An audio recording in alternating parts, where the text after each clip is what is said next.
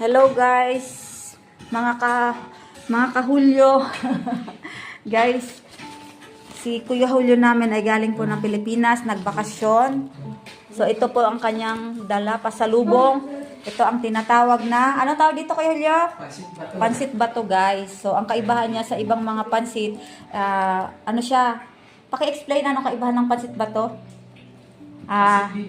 Bicol to guys. Most ano to sa Bicol.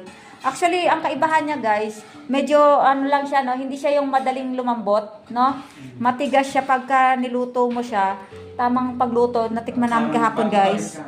Ha? Parang bato pa rin. Bato pa din, pero maano siya guys. Tawag lang bato kasi matagal siya lumambot. Pero yummy siya guys. So 5 kilos tong dinala niya guys. Ayan, buti allowed naman. So ayun guys, pansit bato. Bicol, shout out sa taga Bicol.